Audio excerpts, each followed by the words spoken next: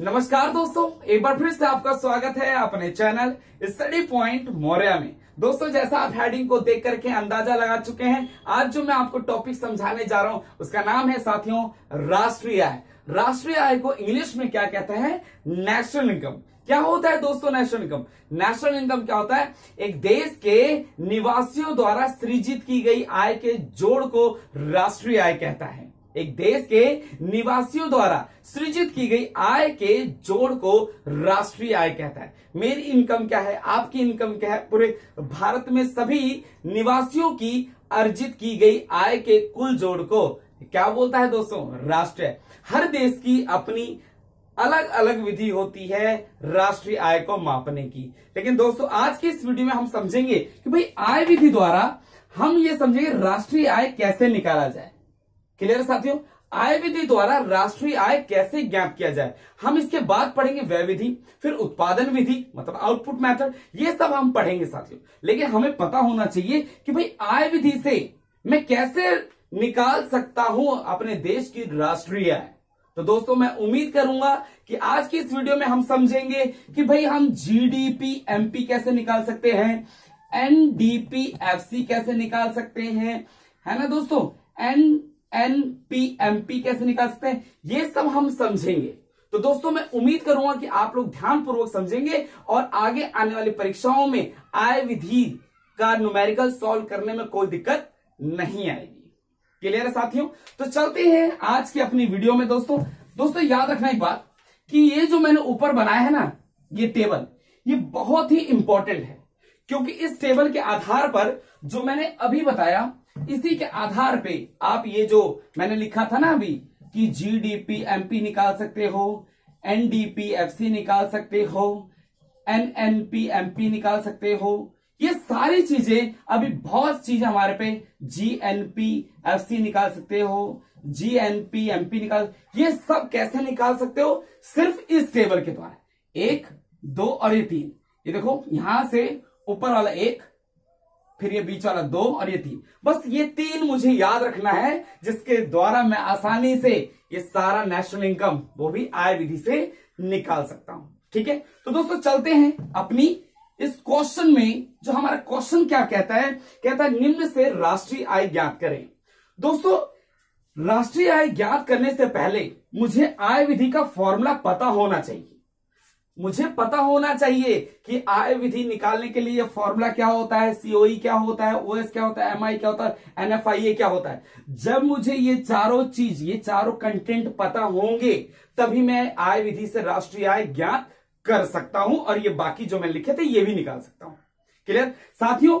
अगर आपने आय विधि का फॉर्मूला नहीं समझा तो मेरी पिछली वीडियो को ध्यानपूर्वक देखें, जो इस वीडियो के डिस्क्रिप्शन में मैंने लिंक दे रखा है, जिसमें मैंने डीपली दोस्तों आय विधि के फॉर्मूले को, सीओई क्या होता है, इसके कितने भाग ये भी समझाया, ओएस क्या होता है ये भी समझाया, एमआई क्या होता है ये भी समझाया, एनएफआईए क्या होता है वो भी समझाया।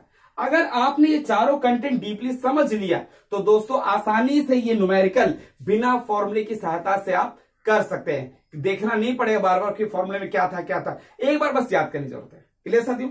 अगर याद नहीं है दोस्तों तो प्लीज याद कर लें, लिख लें और उसको बार बार न्यूमेरिकल की प्रैक्टिस करें, तभी आप अपने देश की राष्ट्रीय आय विधि द्वारा ज्ञात कर सकते हैं। तो चलते हैं आज की इस वीडियो में। तो दोस्तों आय विधि, मैंने बोला भाई आय विधि द्वारा राष्ट्रीय आय ज्ञात करना है। और याद रखना दोस्तों, अब मैंने तो यहां नहीं लिखा कि भाई आय विधि से निकालो या व्यय विधि।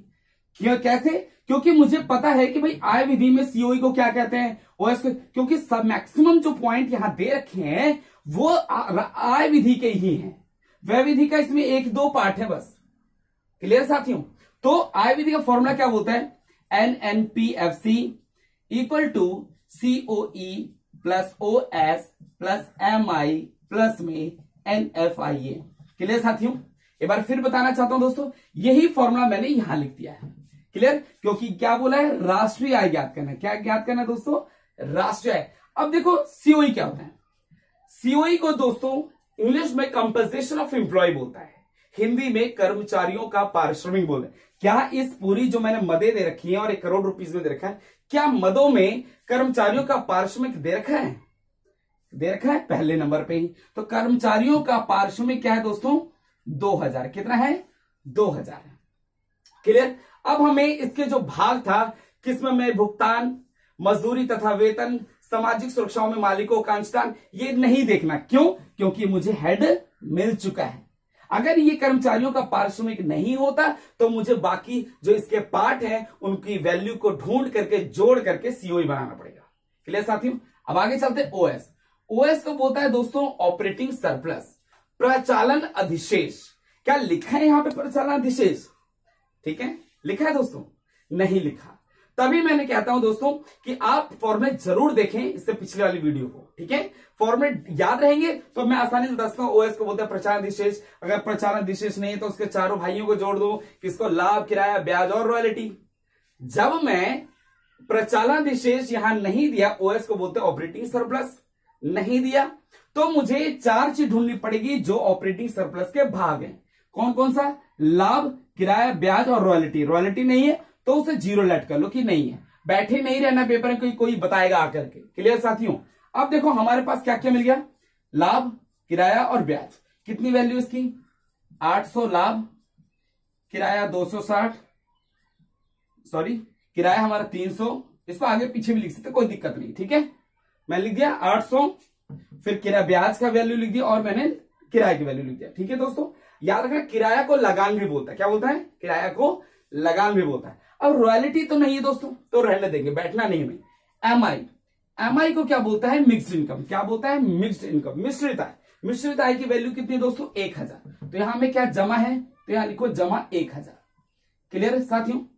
अब उसके बाद मैं लिखूंगा एनएफआईए, प्लस में एनएफआई। एनएफआईओ को बोलते हैं net factor income from abroad, विदेशों से प्राप्त शुद्ध साधन है। दोस्तों जब विदेशों से मुझे पैसा मिल रहा है तो मैं जोड़ूंगा ही ना, तो वो ढूंढना है। क्या दे रखा है, देखो, विदेशों से आना, विदेशों को मतलब देना, तो इसमें विदेशों को हम देना है। जब मैं अपने राष्ट्रीय आय में से विदेशों को मतलब हमने कहीं हमें पेमेंट करनी, वो निकाल दे, तभी तो हमें शुद्ध राष्ट्रीय आय मिल सकती है ना दोस्तों। क्लियर है। तो हमें क्या करना है, विदेशों को, हमें क्या चाहिए यहां पे, विदेशों से net factor income from abroad. यहां क्या है, net factor income paid to abroad, तो पेड करना है, तो ये 60 जो है वो माइनस कर देंगे। क्यों, हमें उनको पे करना है। अगर वो होता है नेट फैक्टर इनकम विदेशों से होता तो मैं यहां पे +60 कर देता। क्लियर है साथियों। अब चलते हैं, इनकी वैल्यू को जोड़ते हैं। अब देखो क्या है, 2000 ऐसे लिख देते हैं, एक इनको एक साथ लिख देते थोड़ा सा, 800, ठीक है, 1060 और ये 1360। कितना हो गया दोस्तों, 1360। 1360 क्या जोड़ करके हो रहा है हमारा, ओएस होता है। क्लियर साथियों। उसके बाद हम चलते हैं, हमारा एमआई को जोड़ते 1000 और इसके बाद -60 हो गया। इसको जो 2000, 3000, 4000, तो 4360 हो गया दोस्तों, और -60 हो गया। तो मेरा क्या निकल गया साथियों, एनएनपीएफसी इक्वल टू 4300 करोड़ रुपए। यहां क्या है दोस्तों, करोड़ रुपए की बात हो रही, तभी मैंने यहां पे क्या लिखा, करोड़ रुपए। यहां तक क्लियर हो गया साथियों।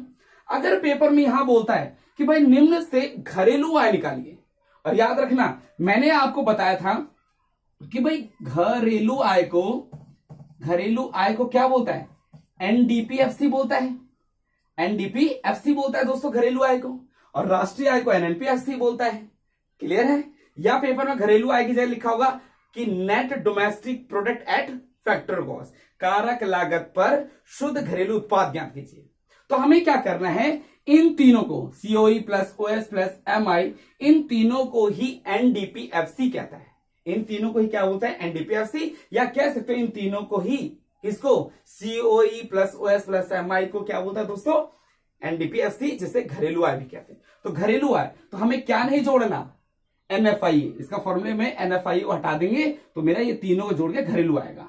तो हम क्या करते हैं शॉर्ट में दोस्तों, शॉर्ट में क्या करना है, यहां पे खाली ये मुझे नीफा हटा देना है, ये वाला पॉइंट हटा देना है, जो net factor income paid to abroad, इसको हटा दो। तो जब हटा देंगे तो हमारा खुद ही आंसर 4360 ही आएगा ना।